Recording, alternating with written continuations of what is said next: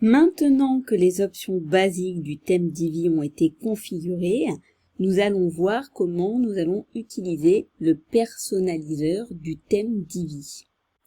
Donc déjà, on va voir où est-ce que on retrouve le personnaliseur de Divi. Il suffit de cliquer sur Divi et ici, personnaliseur de Divi. Alors, ce qu'il faut comprendre, c'est que ici, ce que on va faire, c'est paramétrer le design par défaut du site. C'est-à-dire que si après, lorsque vous faites la construction de vos pages, vous ne faites pas de modifications particulières et de changement de police, de changement de couleur, vous allez pouvoir, par exemple, vous allez avoir les paramètres par défaut, la police par défaut qui a été choisie ici dans le personnaliseur de Divi. Nous allons voir chacun des petits onglets qui sont affichés ici, sachant que les 7 premiers onglets vont correspondre plutôt aux paramètres de Divi, tandis que les 4 derniers, à partir de menu jusqu'à CSS, vont proposer plutôt des options qui sont déjà proposées par WordPress, même si nous n'avions pas le thème Divi. Maintenant, Divi les a intégrés également ici pour que finalement nous aurions accès à peu près à tout via le personnaliseur de Divi.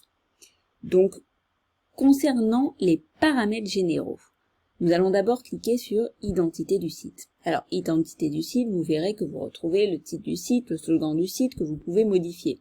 Par défaut, il y aura toujours écrit WordPress, un site utilisant WordPress. Ça peut être sur le thème Divi, mais effectivement, ça peut être ailleurs aussi. Mais c'est par ici qu'on va faire les modifications pour Divi. Donc, ici, par exemple, nous écririons formation Divi, comment créer un site avec Divi, par exemple. Et ici, vous avez écrit icône du site. Alors, l'icône du site, c'est important, ça correspond en fait au favicon qu'on va installer sur le thème Divi et qui est très important, qui va correspondre à un pictogramme que vous allez retrouver dans les navigateurs, dans les onglets de votre navigateur. Donc, par exemple, pour vous montrer à quoi ça ressemble, par exemple, sur Elegantheme, voici à quoi ressemble le favicon d'Elegantheme. On est sur le site, et lorsque vous allez sur votre navigateur, que ce soit Safari, Chrome, peu importe, Firefox, vous avez ce petit icône qui représente également votre site internet. C'est très important d'en mettre un parce que sinon, ça donne l'impression que ce n'est pas un site sérieux. Vous allez avoir éventuellement un point d'interrogation, quelque chose qui n'inspire pas confiance à l'internaute qui va aller sur votre site. Donc comme c'est indiqué, ce pictogramme, ce petit icône, il devra être de forme carrée et de taille de 512 pixels sur 512 pixels.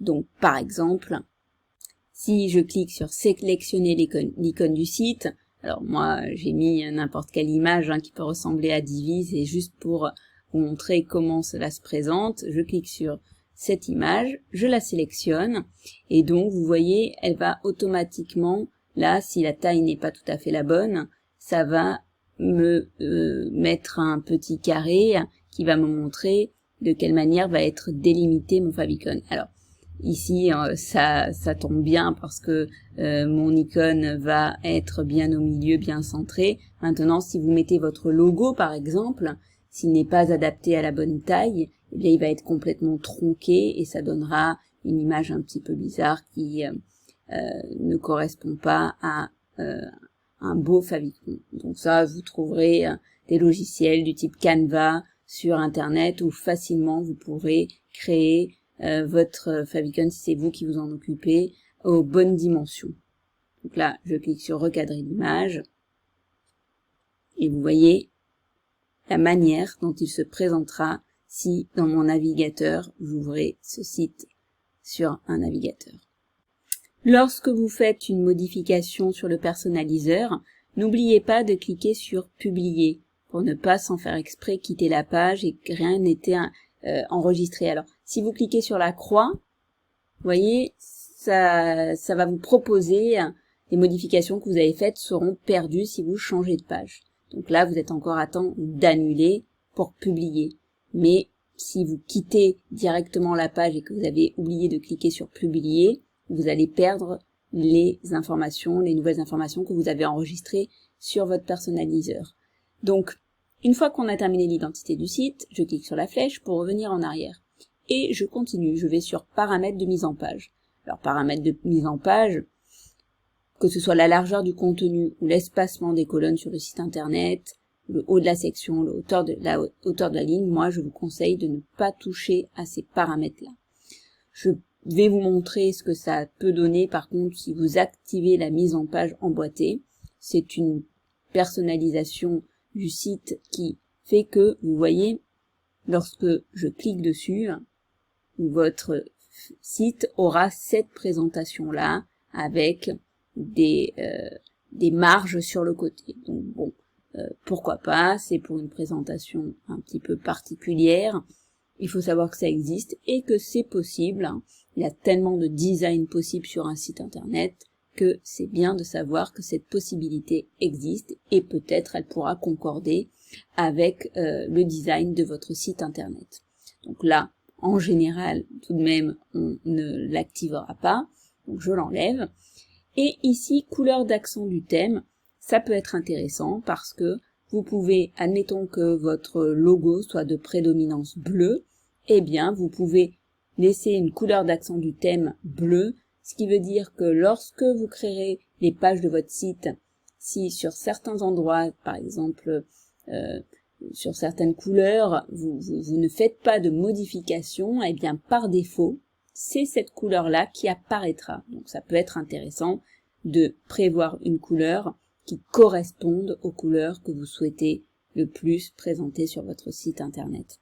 Donc quand vous voyez, quand je clique ici, eh bien je peux choisir la couleur que je veux. Soit je sélectionne parmi ce qui m'est proposé, soit si vous avez un code couleur que on vous a déjà donné pour votre logo ou autre, vous pouvez ici indiquer le code couleur que vous souhaiterez sur votre site. Là, je reviens, pourquoi pas, sur du bleu, et je continue, donc je reviens, toujours pareil, n'oublie pas de publier, si j'ai fait une modification, Vous voyez, quand j'ai publié, ça devient grisé, tant que je n'ai pas fait de nouvelles modifications. Quand je vais faire une nouvelle modification, eh bien, le bouton publier va redevenir bleu. C'est une manière de ne pas oublier de publier les nouveaux paramètres. Donc je poursuis sur typographie. Alors typographie, il ne faut pas oublier, comme je vous disais, qu'ici on est sur les paramètres par défaut de votre site internet. C'est-à-dire que si vous ne modifiez pas sur vos pages les polices, la taille de la police, la police que vous choisissez, par défaut, eh bien il y aura toujours celle-ci qui se met en place. Donc c'est quand même important. Par exemple, la taille du texte de votre site, donc par exemple là ici quand il y a marqué bienvenue sur WordPress, c'est paramétré pour que cette taille elle soit toujours en 14. Vous voyez que si je l'augmente à 16, ici ma taille a augmenté automatiquement. Donc par défaut, elle serait comme ça sur 16 ou sur 14 selon ce que je choisis en général, c'est pas plus non plus. Sachant que quand je vous montrerai comment on crée une page et comment on crée des onglets, ce n'est pas parce qu'ici que vous êtes à 14 que de temps en temps vous n'aurez pas envie dans votre site que certains onglets soient en taille 16, en taille 18, en taille 24, peu importe. Donc là, c'est à défaut, elle sera toujours sur 14. La hauteur de la ligne du corps, c'est l'espace qu'il va y avoir entre deux lignes. En général, le 1,7 correspond à l'espace qu'il doit y avoir entre deux lignes. Maintenant, toujours pareil, vous serez toujours à même sur certains onglets, si vous voulez que l'espace soit plus grand ou plus petit, de le modifier, je vous montrerai comment on fait. Là, vous avez aussi la taille du texte de l'entête. Pareil, si vous la bougez, vous verrez par exemple que le bonjour tout le monde a augmenté au fur et à mesure que je fais une modification. L'espace des lettres de l'entête, pareil, si je bouge, vous voyez que sur bonjour tout le monde, les lettres vont être plus espacées. Ça sera le cas de tous les textes d'entête, de titres, sur l'ensemble de votre site. Hauteur de la ligne de l'entête, même principe, Si je l'augmente, eh bien c'est l'espace qu'il y aura entre votre en-tête et le reste de votre texte. Si vous voulez que les en-têtes soient toujours en gras, pourquoi pas cliquer toujours en italique, toujours en majuscule ou toujours souligné. Ici, vous pourrez choisir la police de l'en-tête. C'est quand même important parce que là, pour le coup, sur votre site, vous allez définir la police que vous voulez utiliser. Il va y avoir la police du titre, il va y avoir la police du texte, et là, vous n'allez pas utiliser 36 polices différentes au sein de votre site. Ça serait pas cohérent. Donc, si vous voulez, vous pouvez décider que toutes les en-têtes de votre site seront en police Aleph, au hasard, et toutes les polices de votre corps de texte seront en bonbon. Ah non, bonbon, c'est une écriture un petit peu spéciale, donc je l'ai vu, j'ai voulu cliquer dessus, mais on va partir sur une police beaucoup plus basique, en général, par exemple, on va pouvoir, alors vous voyez, vous avez une multitude de choix, mais on va partir par exemple sur une police OpenSons classique.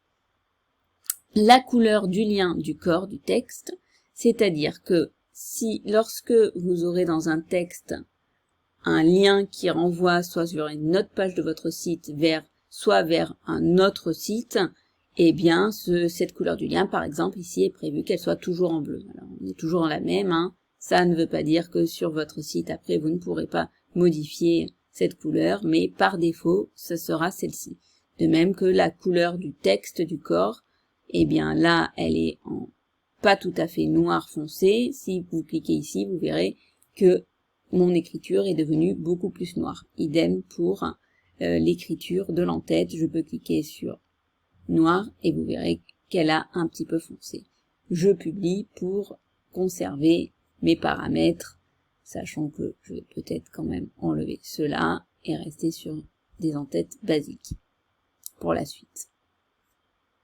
L'onglet fond, lui, ne sera utile que si vous choisissez, comme on avait vu tout à l'heure, la mise en page emboîtée. Pardon, c'est ici, activer la mise en page emboîtée. Et là, si vous allez dans fond et que vous sélectionnez une image, peu importe, là c'est juste pour faire un test, eh bien vous voyez, en transparence, elle apparaîtra. Donc évidemment, c'est pas une bonne image, mais c'est pour vous expliquer que cette option de fond n'a d'utilité que si vous utilisez la mise en page emboîtée. Donc, je retire cette image que je n'ai pas utilisée et on poursuit. Donc là, on a vu déjà tous les paramètres généraux. On va continuer sur en-tête et navigation. Alors, pour en-tête et navigation, ces paramètres sont importants si vous restez sur les en-têtes et les pieds de page enfin l'en-tête là en l'occurrence, que vous propose Divi au départ. Je vous montrerai aussi comment, via le Theme Builder, construire des en-têtes beaucoup plus personnalisées, pourquoi pas beaucoup plus design, que celles que vous propose Divi. Mais n'empêche que dans un premier temps, l'en-tête de Divi est tout à fait utilisable pour avoir un site présentable.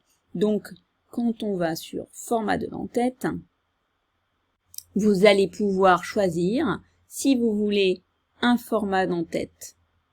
Alors, par défaut, il est comme vous le voyez ici. Centré, vous voyez que votre logo va apparaître ici, en haut, et votre menu en bas. Si vous cliquez sur logo inline centré, votre logo va apparaître au milieu de votre menu.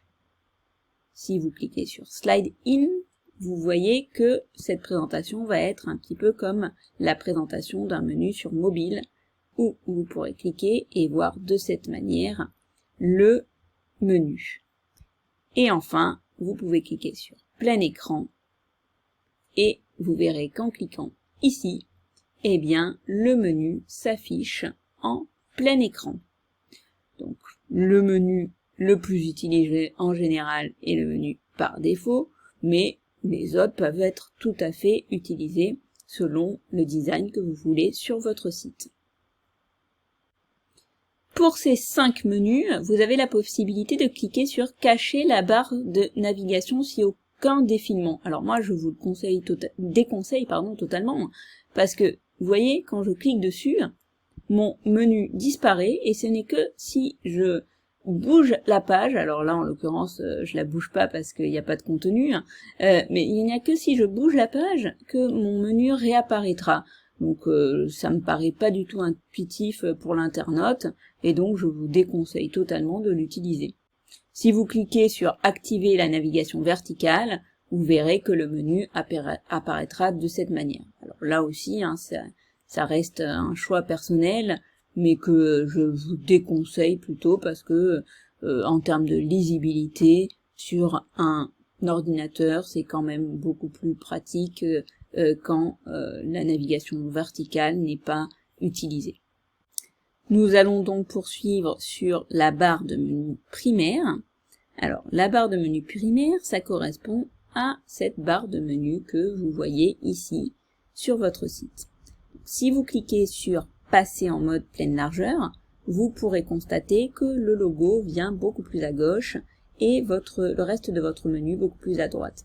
Alors, cela va dépendre aussi de votre menu. Si vous avez juste trois pages qui sont présentées ici, vous n'aurez pas un grand intérêt à passer en mode pleine largeur. Maintenant, si vous avez beaucoup de pages qui sont présentées dans le menu, ça peut être très pratique parce que selon la taille de l'écran, sinon votre menu risque d'empiéter sur 2 lignes et ça, par contre, ce n'est pas du tout intuitif pour l'internaute.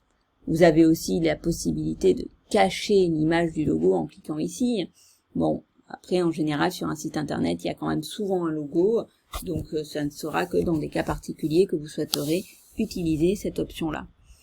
Là, vous pourrez constater que vous pouvez modifier la taille du logo. Alors, ça va dépendre aussi, là, c'est l'icône par défaut de Divi qui se met en place, mais selon l'image que vous avez mis et la taille qu'elle fait, vous pourrez changer ici la taille du logo.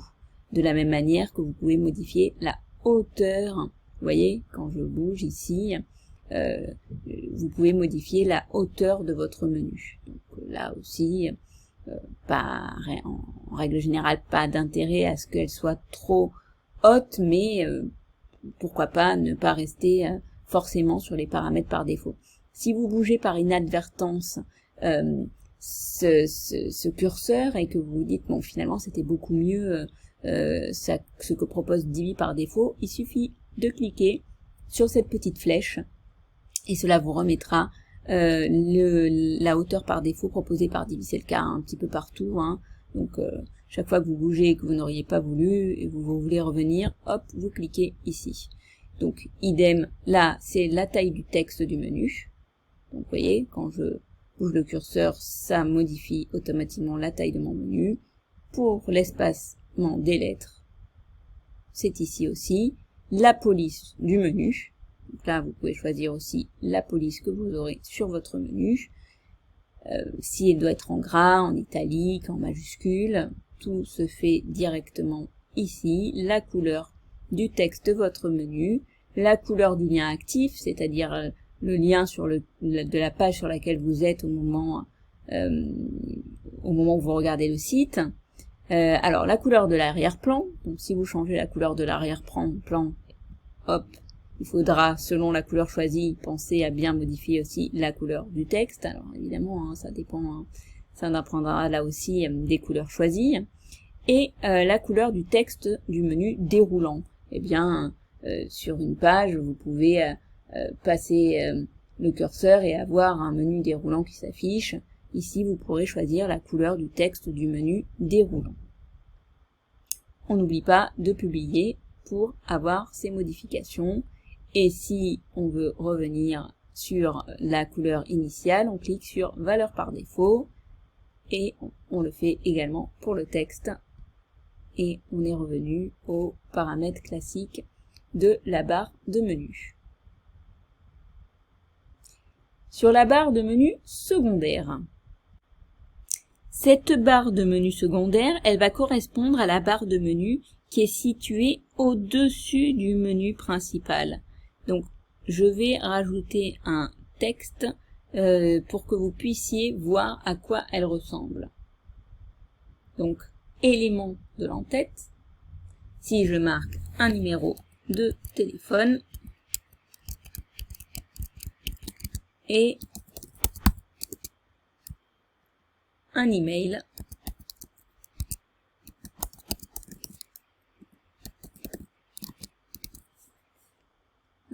ce petit mail n'existe pas, hein, c'est juste pour vous montrer un exemple. Donc je reviens sur ma barre de menu secondaire, je publie, et donc si j'actualise ma page, alors là je clique, je sors pas du personnaliseur de Divi, mais si j'ouvre une autre page du site, vous voyez que en ayant rentré des éléments de l'entête, ici je vais avoir le numéro de téléphone qui s'affiche, ainsi que l'adresse email. Donc pareil, hein, je pourrais changer la taille du texte, je la modifie de ma barre de menu secondaire, je publie, et si j'actualise ici, vous pourrez constater que la taille a augmenté du menu secondaire. Idem pour changer la police, changer la couleur de l'arrière-plan, hein, ici qui est bleu. Si je modifie et que je la mets en rouge, vous verrez qu'automatiquement ma barre de menu secondaire deviendra rouge. La couleur du texte et la couleur de fond du menu déroulant. Alors ça, c'est, je vous montrerai, si vous, dans le menu secondaire, vous décidez de rajouter un autre menu. Je vous montrerai comment on peut le paramétrer et comment il apparaîtra.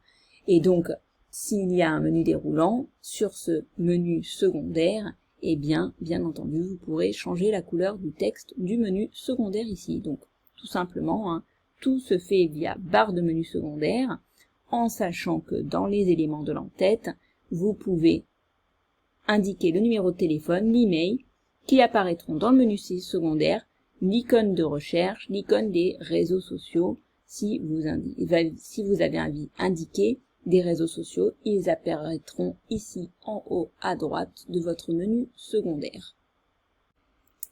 Comme pour l'entête et navigation, pour le pied de page, je vous mets un lien où vous pouvez cliquer et vous aurez directement une vidéo qui ne se consacre qu'au pied de page avec toutes les explications, que ce soit le pied de page par défaut, comme il est ici dans la personnalisation de Divi, mais aussi la possibilité de faire des pieds de page beaucoup plus construits et détaillés dans le theme builder.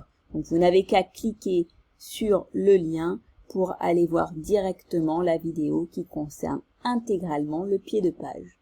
Donc on poursuit sur les boutons. Au niveau du style des boutons, en fait, on est toujours dans les styles par défaut de votre thème Divi. C'est-à-dire que si vous ne changez rien lors de la construction de vos pages au niveau des boutons, si vous ne changez pas la taille du texte, si vous ne changez pas la couleur, ils apparaîtront tels que vous l'avez indiqué ici. Donc par exemple, si vous voulez que tous vos boutons soient à une taille de texte 18, que la couleur du texte soit blanche et que le fond du bouton soit bleu, si vous le paramétrez ici directement, eh bien, vous n'aurez plus à modifier le reste des boutons. Alors évidemment, hein, toujours pareil, si vous voulez en changer certains, mais pas tous, eh bien, vous n'aurez qu'à modifier ceux que vous voulez voir apparaître d'une autre couleur ou d'une autre taille. Donc la couleur de la bordure, c'est si vous voulez mettre une bordure autour de votre bouton, par exemple une bordure noire. Le rayon de la bordure va correspondre à l'arrondi de votre bouton. L'espacement des lettres, toujours pareil, c'est-à-dire l'espace entre les lettres du texte de votre bouton. Si vous voulez que le bouton soit en gras, en italique, en majuscule, la police du bouton. Si vous voulez automatiquement qu'il y ait un petit icône qui apparaisse sur votre bouton, et donc là en l'occurrence pourquoi pas un icône de couleur blanche puisqu'on a choisi un fond bleu, je publie, et donc vous pourrez constater que sur n'importe quelle page, si vous voulez créer un bouton, donc toujours le petit plus du module, le petit plus en gris, on choisit le bouton, on l'intègre et hop, automatiquement, j'ai mon bouton tel qu'il a été mis sur les paramètres par défaut, que vous pourrez bien entendu toujours modifier dans style si finalement pour ce bouton-là vous voulez une autre couleur, par exemple du rouge. Et donc par contre vous constaterez, donc là je vais pas mettre les modifications, mais vous constaterez que sur ce bouton, quand on clique, eh bien il est un petit peu, la couleur n'est plus très visible. Cela aussi, vous pouvez le modifier dans les styles par défaut. Donc on était dans les styles de boutons, on revient en arrière et vous avez les styles de boutons en survol. Eh bien vous pouvez vouloir que lorsque l'on clique sur le bouton, eh bien cette fois-ci la couleur soit rouge. Alors vous voyez là, vous pouvez toujours choisir l'intensité de la couleur, si vous voulez qu'elle soit rouge totalement, avec le texte qui lui reste blanc, la bordure qui elle ne change pas, qui reste sur du noir, et vous publiez. Eh bien, si j'actualise ma page et que je viens rechercher mon bouton, je constate que mon paramètre par défaut a bien été pris en compte et que donc la couleur au survol a bien été modifiée. Alors, concernant le reste des options, on va les voir un peu plus rapidement parce que certaines n'ont pas vraiment d'intérêt, c'est-à-dire que par exemple blog, où on va les laisser exactement paramétrés comme c'est, et on verra plus en détail dans la vidéo sur le blog les paramétrages à effectuer.